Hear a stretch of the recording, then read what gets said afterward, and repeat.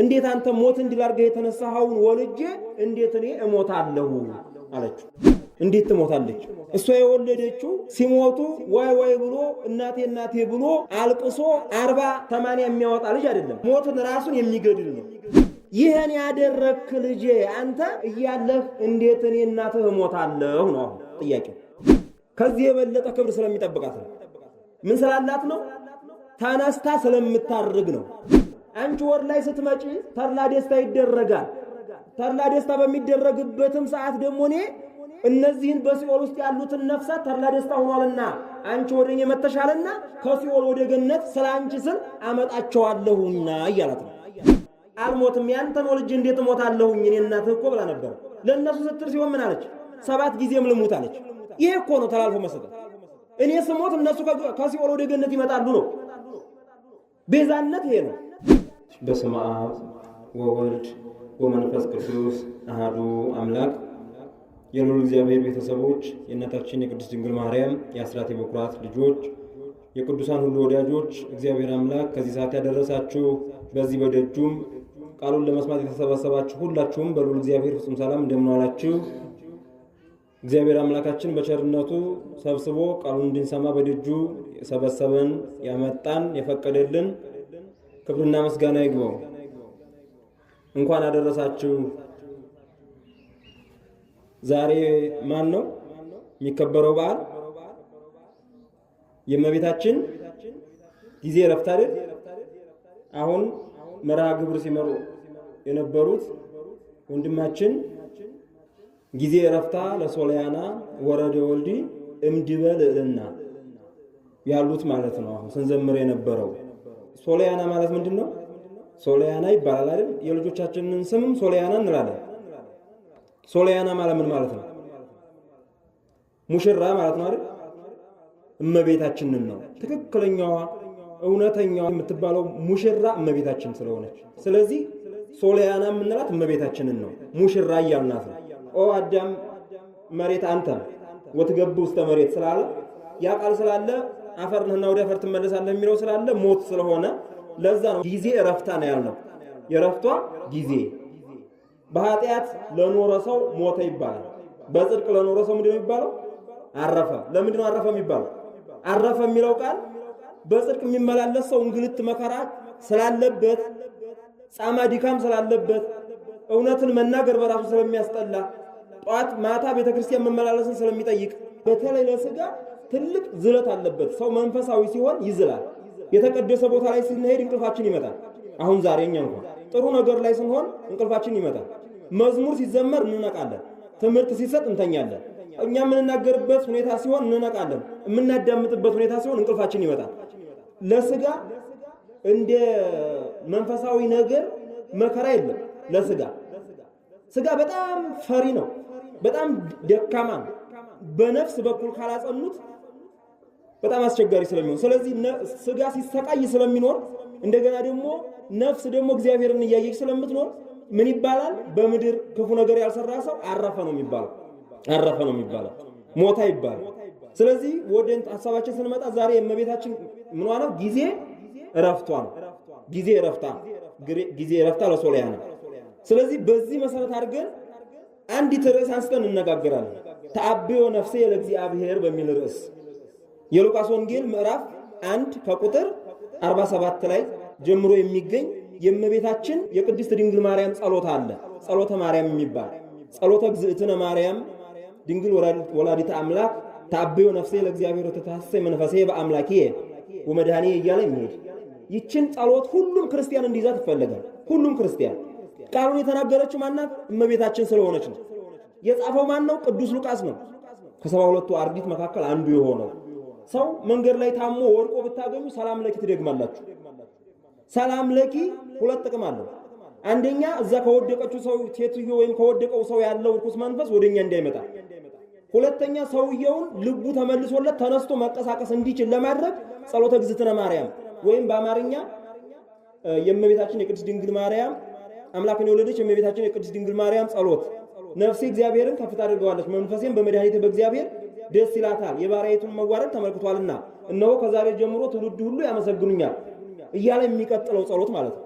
ውዳሴ ማርያም መጽሐፍ ያላችሁ ውዳሴ ማርያም ከመግባታችሁ ከሰኞ ውዳሴ ማርያም በፊት ከስብሐት ቀጥሎ ወይም ስብሐት ለአብ ከሚለው ቀጥሎ ያለው ማለት ነው።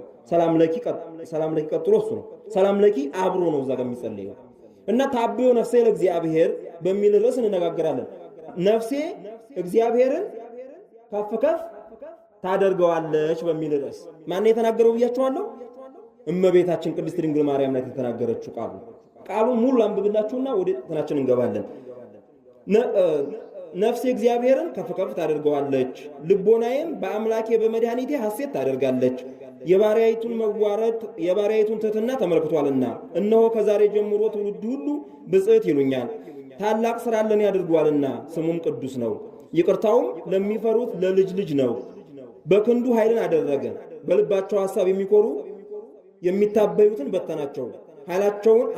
ኃያላኑን ከዙፋናቸው አዋረዳቸው፣ ትሑታንን ከፍ ከፍ አደረጋቸው። የተራቡትን በበረከቱ አጠገባቸው፣ ባለጠጎችንም ባዶ እጃቸውን ሰደዳቸው። ብላቴናውን እስራኤልን ተቀበለው፣ ይቅርታውንም አሰበ፣ ለአባቶቻችን ለአብርሃምና ለዘሩ ለእስከ ዘላለም እንደተናገረው ይላል። አምላካችን ስለ ቃሉ ክብርና ምስጋና ይግባው። እንግዲህ ነፍሴ እግዚአብሔርን ከፍ ከፍ ታደርገዋለች ነው። ድንግል ማርያም በዚህች ዕለት ዛሬ ሐሙስ ነው አይደል? በጥር 21 ቀን በዕለተ እሁድ ነው ያረፈችው። በዕለተ እሁድ እና ጌታችን መድኃኒታችን ኢየሱስ ክርስቶስ ልጇ ማለት ነው መጣና እናቴ ሆይ ለወስድሽ መጥቻለሁ ይላታል። ለወስድሽ መጥቻለሁ። ወደ ማን ነው የምትሄደው? ወደ ልጇ ነው አይደል? ለወስድሽ መጣሁ አላት። እናታችን ቅድስት ድንግል ማርያም ግን ልጄ ሆይ እንዴት አንተን ወልጄ እኔ እሞታለሁ አለችው። ትክክለኛ ጥያቄ ነው አይደለም? ትክክለኛ ጥያቄ ነው አይደል? አንተ ባለስልጣን ሆነህ እንዴት እኔ እንዲህ ሆናለሁ አንልም? እንደው ለማይሆነው ነገር እንኳን እንዴት ልጄ ባለስልጣን ሆኖ እንዴት ልጄ ዳኛ ሆኖ በውሸትስ ቢሆን ሊፈረድልኝ ሲገባ እንላለን። እንዴት ልጄ ባለስልጣን ሆኖ ይሄን ጥቅም ላገኝ ሲገባ እንዴት ይሄን ጥቅም አጣዋለሁ እንላለን እኛ እንኳን ባልሆነ። እሷ ግን የማን እናት ናት? ሰማይና ምድርን የፈጠረ የጌታችን የአምላካችን የመድኃኒታችን የኢየሱስ ክርስቶስ እናት ናት። ስለዚህ ምን እያለችው ነው? አንተ ሞትን ድል አድርገህ ተነስተሃል። እንዴት አንተ ሞትን ድል አድርገህ የተነሳኸውን ወልጄ እንዴት እኔ እሞታለሁ አለችው። እንዴት ትሞታለች? እሷ የወለደችው ሲሞቱ ዋይ ዋይ ብሎ እናቴ እናቴ ብሎ አልቅሶ 40-80 የሚያወጣ ልጅ አይደለም። ሞትን ራሱን የሚገድል ነው። ሞትን ራሱን በ14ኛው መቶ ክፍለ ዘመን የተጻፈ መጽሐፍ ላይ ሞትና ሰይጣን ክርክር ያደርጉ ነበረ፣ ይመካከሩ ነበረ። ምን ይላሉ? ሞት አንተ ሂድና ያዘው፣ አንተ ስትይዘው እኔ ተጨምሬ መጥቼ ጨመርልሃለሁ ይለዋል። እያንዳንዳቸው ለመሄድ ፈርተውት ነው። ሞት ደግሞ ኧረ እኔ ባለፈው አላዛርን አስነስቶ ድል አድርጎኛልና እፈራዋለሁ እኔ አልጠጋውም ማለት ሞት። ከዛ እንደገና እሱ መለሰና ይልቅንስ አንተ ሂድ ስትይዘው እኔ ደግሞ ደርስልሃለሁ ሲለው ደግሞ እሱ ምን አለ? እኔ ከየድውያኑ እያስወጣ መከራዬን እያሳየኝ በሽተኞች ላይ እያስወጣ እያባረረኝ መከራዬን ሲያሳየኝ የኖረ እንዴት ብዬ ነው ችዬ የምጠጋው ይለዋል። ይሄን ሲሉ እግዚአብሔር አምላክ ኢየሱስ ክርስቶስ ሁሉን የሚያውቅ አምላክ ነውና፣ ስለዚህ ሁለታቸውም እሱ የመጣው ሞትን ድል ሊያደርግ ሰይጣንንም ማስሮ ነፍሳትን ከሲኦል ወደ ገነት ሊመልስ ነው። ሁለቱ ግን እዛ ቆመው እየተከራከሩ ነው ያሉት። ስለዚህ ምን ማድረግ አለበት? ሁለቱንም ማሰር አለበት። ሁለቱንም ለማሰር ምን አደረገ? እነሱ ሲከራከሩ ሲፈሩት ባየ ጊዜ ኤሎሄ ኤሎሄ ላማ ሰበቅታኒ ያለው አምላኬ አምላኬ ለምን ተውከኝ አለ። ለምንድን ነው እንዲህ ያለው? አምላክ ስላልሆነ ነው እንደሚባለው አይደለም። ሞትና ሰይጣን እየተከራከሩ ስለሆነ ፈርተው ስለቆሙ አምላኬ አምላኬ ሲል ይሄም አምላክ አይደለም ሌላ አምላክ አለው እውነትም ብለው ደፍረው እንዲጠጉት ለማድረግ ያንን ቃል ሲናገር እንዴ እኛ አምላክ መስሎን ነው እንጂ እንዲህማ ሩቅ ብእሲ ከሆነ የማይቻለው ከሆነማ ሩጠን ለምን አንይዘውም አሉና ሞት በዛኛው ሰይጣን በዚህኛው ሩጠው ሊከቡት ሊይዙት ሲሉ ከወዲ ኋላቸው የንፋስ አውታር ጠቅልል አድርጎ መጣና አዋተረባቸው። ከዛ በኋላ ከሰማይ ምልክት ሲያዩ ዓለም ላይ ሁሉ እየተፈጠረ ያለውን ነገር ጨለማው እየተፈጠረ ሲያዩ ምን አሉ? እንዴ እኛ ሩቅ በሲ ሰው መስሎን ነው እንጂ ብለው አረ ይሄ ነገር ብለው ፈርተው ወደ ኋላ መለስ ሲሉ ወዴት ትሄዳላችሁ ብሎ በነፋስ አውታር ከወደ ኋላ ዘግቶታል። ከዛ በኋላ መቀባጠር ነው የተጀመረው። ሞትም ይቀባጥራል፣ ሰይጣንም ይቀባጥራል። እንደውም ሰይጣን የሚለው ሲናገረው የነበረው በትምህርተ ህቡዓት ላይ ተጠቅሷል።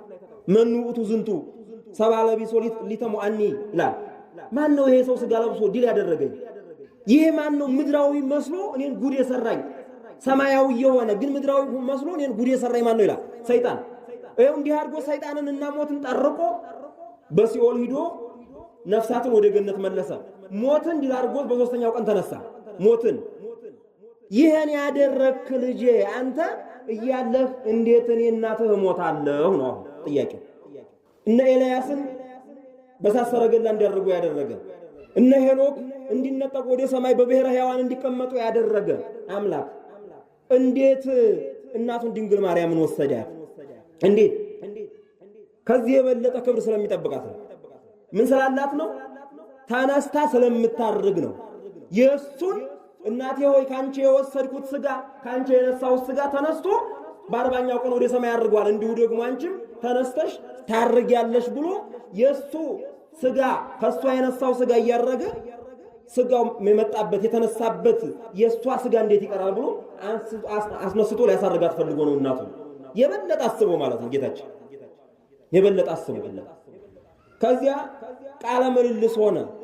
እንዴት እኔ ስትል በሲኦል ያሉትን በስቃይ ውስጥ ያሉትን ነፍሳት በሙሉ ስቃይ ውስጥ ሆነው ግልጥ አድርጎ አሳያት። እናቴ ሆይ አላት፣ እንደው ሌላው ይቅር ለነዚህ በሲኦል ውስጥ ለሚሰቃዩት ነፍሳት ስትይ ለነዚህ ስትይ አትሞችላቸውም ማለት። ያ ማለት ምን ማለት ነው? አንቺ ወር ላይ ስትመጪ ተድላ ደስታ ይደረጋል። ተድላ ደስታ በሚደረግበትም ሰዓት ደግሞ እኔ እነዚህን በሲኦል ውስጥ ያሉትን ነፍሳት ተድላ ደስታ ሆኗልና አንቺ ወደኔ መተሻልና ከሲኦል ወደ ገነት ስላንቺ ስል አመጣቸዋለሁና እያላት ነው። ሲላት ምን አለች? ልጄ ለነሱ እስከሆነ 7 ጊዜ ልሙት። አያችሁ፣ ለሰዎች ስትል ማለት ነው። አሁን እኛ ድንግል ማርያም ቤዛዊት ዓለም የምንለው ለዛ ነው። ቤዛዊት ዓለም በሲኦል ያሉ ነፍሳት እንዲሁ ደግሞ ቤዛ ማለት ምን ማለት ነው? ልጆቻችንን ቤዛ እንላለን። ስማቸው ቤዛ ማለት ምን ማለት ነው? ቤዛ ማለት ስለኛ ተላልፎ የሚሰጥ ነገር ማለት ነው። ቤዛ ማለት ቃሉ ምንም የከበደ ነገር የለውም። ቤዛዊት አምላክ ድንግል ማርያም አትባልም ማለት ልባቸውን ይመልሰው። ለምሳሌ ቤዛ ለሚለው ቃል ልንገራችሁ በቀላሉ። ጫማዬ የእግሬ ቤዛ ነው። የእግሬ ቤዛ ነው። እሾህ ሊወጋኝ የነበረ ጫማዬን ወቅቶ እሾሁ እግሬን ሳያገኘው ይቀራል። ጫማዬ እንኳን ለእግሬ ቤዛ አድርጌው ነው ጫማውን አድርጌው የምሄደው። ልብሳችን ለፀሐዩና ለብርዱ ቤዛ ነው። እሱ ብርድ ያገኘዋል፣ የኛን ሰውነት ግን አያገኘውም። ይሄ ቤዛ ማለት ይሄ እኮ ነው። ቤዛ ማለት ይሄ ነው።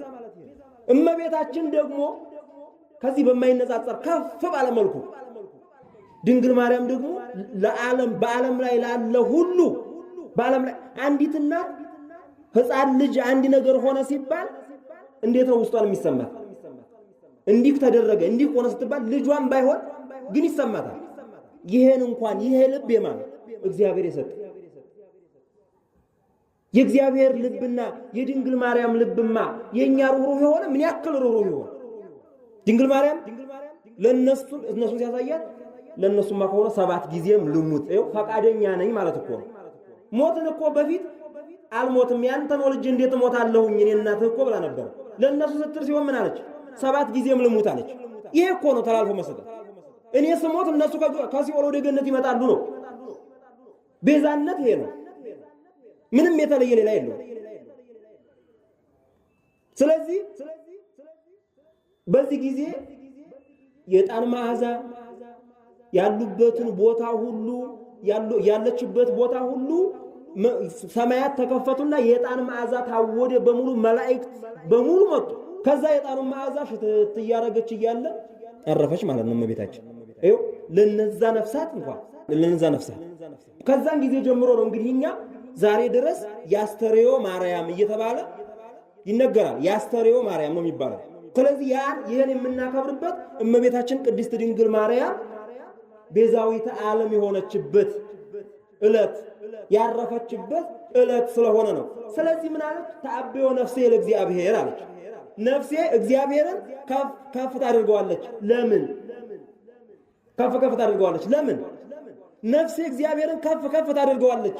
ምክንያቱም እኔ እንኳን ልጄ ሆይ አንተን ወልጄ እሞታለሁኝ ወይ ብል በሲኦል ያሉት ነፍሳትን እኔ ከማስበው በላይ አስቦ ፈጣሪዬ ነውና ከማስበው በላይ አስቦ በሲኦል ያሉ ነፍሳትን በሙሉ እንደማወጣ ቤዛ እንደምሆናቸው አድርጎ ወይም ቤዛ እንደሆንኳቸው አድርጎ ነግሮኝ የነዛን ሰዎች በሲኦል ያሉትን ስቃይ አስቤ ሞትን እንዲፈቅድ አድርጓልና ነፍሴ መሞትን ብትፈራም ያንተ እናት ሁኜ እንዴት እሞታለሁ ብላ ብታስብም ነፍሴ ነገር ግን ከዚህ የበለጠውን ከፍ ያለውን አስቦ ሊያሳርገኝ አስቦ እንደሱ እሱ የለበሰው ሥጋ በለበሰው ሥጋ ከኔ ከሞት ተለይቶ ተነስቶ ወደ ሰማይ እንዲያረገ እኔም ደግሞ እንዲያረጋ አስቦ ልዑልና ያለውን ቃል ከፍ ያለውን አስቦ ከፍ ያለውን ድርጊት አስቦ ይሄን አድርጓልና ነፍሴ እግዚአብሔርን ከፍ ታደርገዋለች ነው።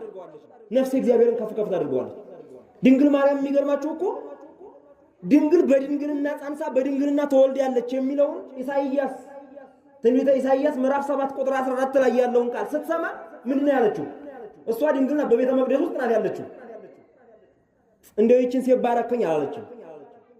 እንደው መርጠኸኝ እዚህ ቤተ መቅደስ ነኝ ያለሁት እንግዲህ ወጥቼ ሳልበላሽ ተመልሼ ሳልሄድ እንደው እዚሁ መርጠኸኝ አንተ እናት በሆንኩ አላለችም። ምንድነው ያለችው? ድንግል በድንግልና ጸንሳ በድንግልና ተወልዳለች ሲባል ያንን ስታነብ ምን አለች? ምን ነው ይቺ ሴት ከምትወልድበት ዘመን ደርሼ ዝቅ ብዬ እግሯን ስሜ እግሯን አጥቤ ወጥቼ ወርጄ አገልግያት በሞትኩ ነው ያለችው። እግዚአብሔር ደግሞ ምን አለ? ያቺን ሴት አታገለግይም፣ አንቺ ራስሽ ያቺ ሴት ነሽ አለ። በትህትና ውስጥ እግዚአብሔር ሲመጣ አይደስ ማለቱ። በትህትና ውስጥ ትህትና ሲኖር ትህትና ካለን ለኛ ይሆናል። ያ ሌሎች ይሆናሉ ብለን ስናስብ ለኛ ይሆናል።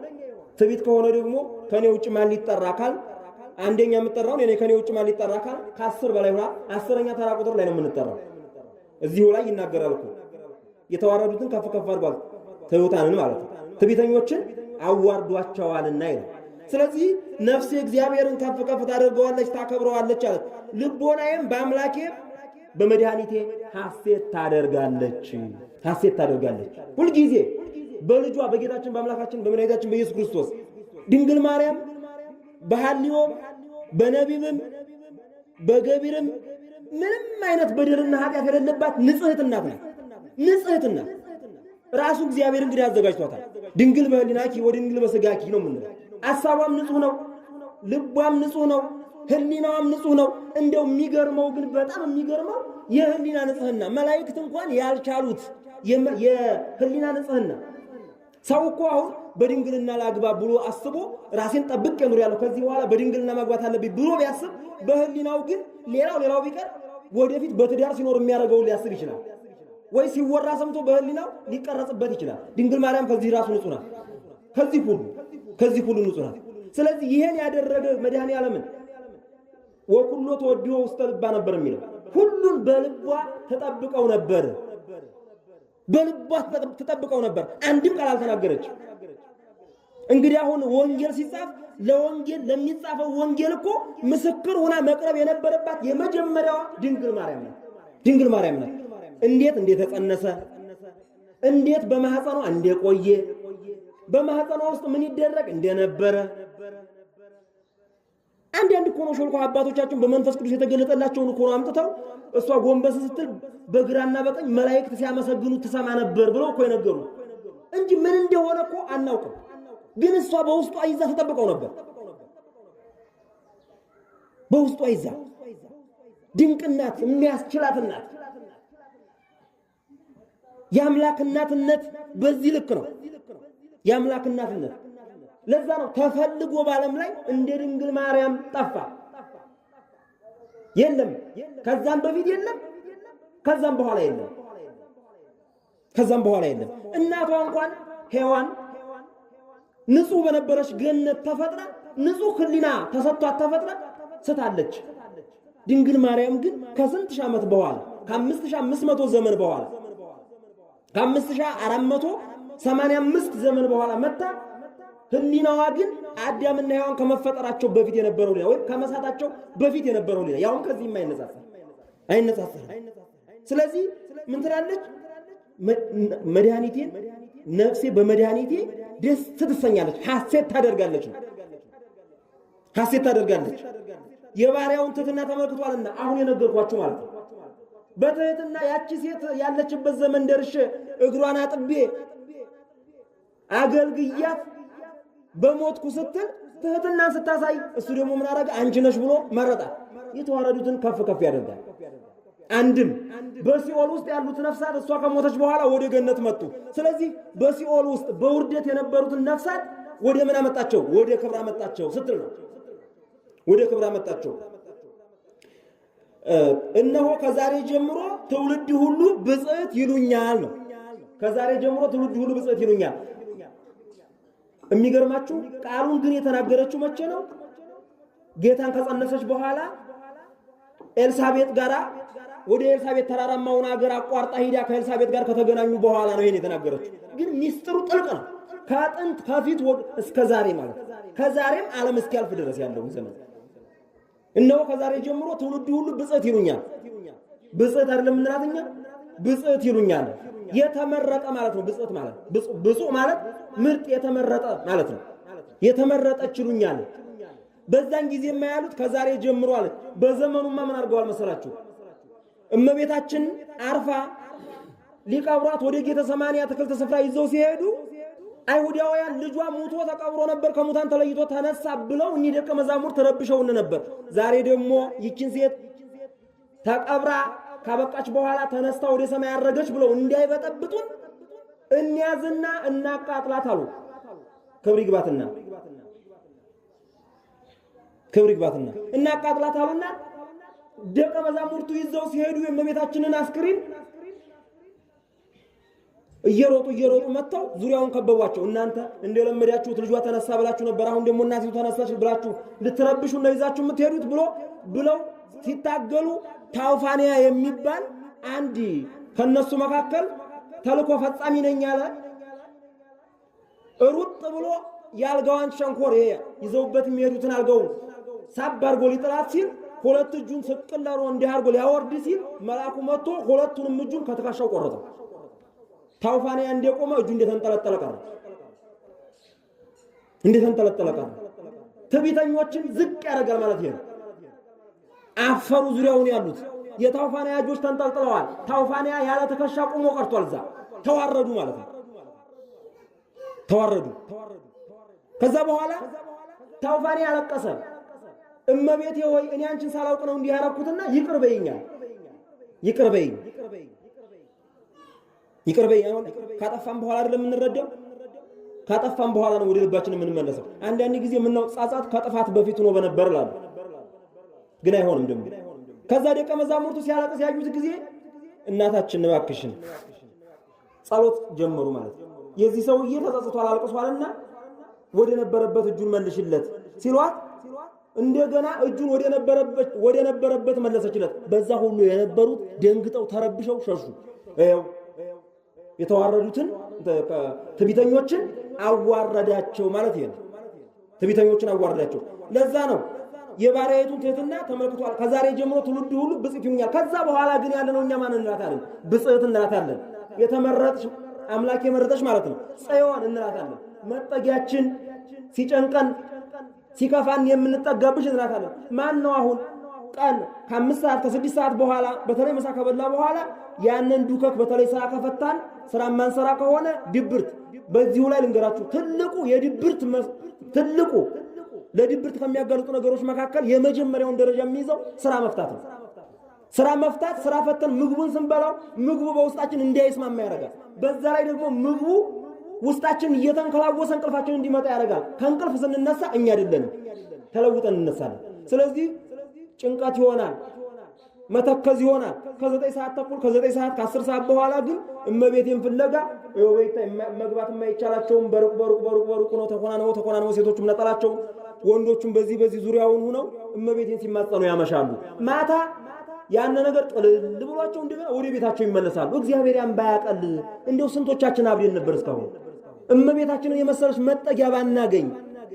ስለዚህ ብጽዕት እያልን እየዘመርን እያመሰገንላት ብጽዕት ይሉኛል አለች። እሷ ግን ዓለም ከመፈጠሩ ጀምሮ ያለውን ወደፊትም የሚመጣውን ትውልድ ሁሉ ብጽዕት ይሉኛል ብላ ተናገረች። ታላቅ ስራን ሰርቶልኛልና የነገርኳችሁ ነው።